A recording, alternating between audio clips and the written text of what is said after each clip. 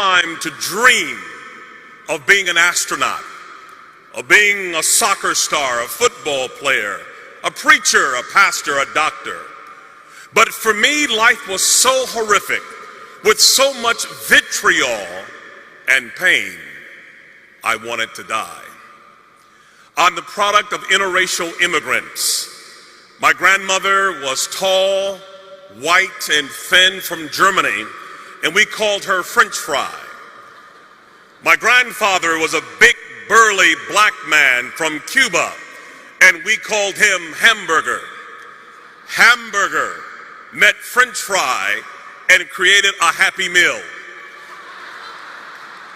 And these two immigrants produced 7 McNuggets with special sauce. We would joke that we would have Wiener Schnitzel with salsa for Thanksgiving. My grandfather had to hide the fact in the 1940s in America that he was married to a Caucasian woman. But one wedding anniversary, he had a flaw. He liked to drink overproof Cuban rum. And one evening he was inebriated. And a man saw them together and said to my grandmother, "Why would you be a nigger lover?" My grandfather, with huge arms, lost his temper and hit the man in the jaw and broke his neck. The man didn't die, but he was injured severely. He went to the worst prison, convicted of the crime, Mansfield Reformatory in Ohio, locked down 23 hours a day. It hit the newspapers that my grandmother was married to this convicted felon and she lost her job. But being a German woman, she didn't complain or whine or woe is me. She began to work odd jobs, cleaning other people's houses and toilets, taking care of their children.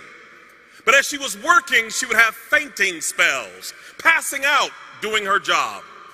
She went to the doctor and discovered that she had a tumor growing behind her left eye that was metastasizing to her brain. And the doctor said, "We have to take out a third of your face, your eye. You will be malformed and disformed and disfigured for the rest of your life." What do you do when the American dream becomes an American nightmare? She could not work. She was sick and mutilated. My grandfather's in jail, and day by day they lost everything that they had acquired. They lost their house, they lost their car, they lost their furniture, they lost their dignity, they lost their self-esteem, and they were living in the streets like animals. My 3 uncles got hooked on heroin. They belonged to a gang called the Devil's Disciple, and my entire family became atheistic. No God, no prayer, no Bible, no hope. And my mother at age 14 was called by a pimp named Larry, who said to her, "What is school doing for you? You are sitting on a gold mine." She said, "Where?" He said, "You're sitting on it." And we call this being turned out. And little by little, she began to sell her 14-year-old body to grown men for money to survive. It's called turning tricks. And at age 16, she got pregnant. We call it having a trick baby. 2 strangers meet for a business transaction, and there's a mistake. The pimp said, "You can't make any money having a baby in the oven. We have got to kill this baby." They kicked her in the stomach. They fed her alcohol. They gave her drugs. They took a hanger and stabbed the baby over and over again. But the baby would not die. The baby was born 2 months premature with no pancreas, a learning disability, a bladder too small, unable to function, a severe stutterer. We call it a trick baby. Nobody wants the baby. No hope, no future. Kill it was the word. That baby was me. I'm the lowest of the low. I come from the guttermost. I come from a hellish condition.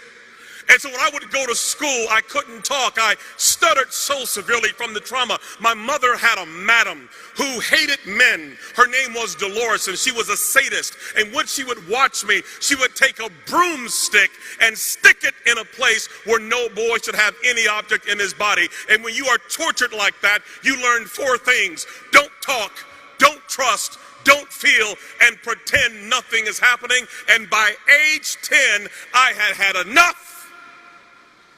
I wanted to die.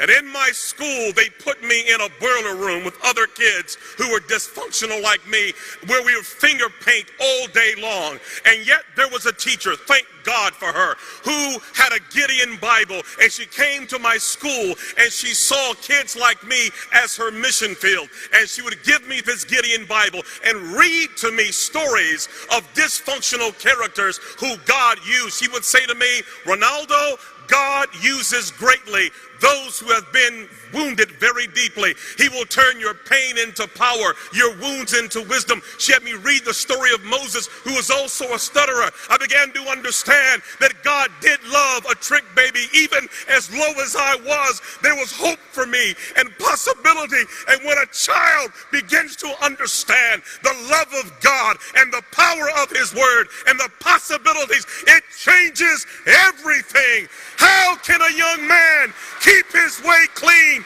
By taking heed according to your word.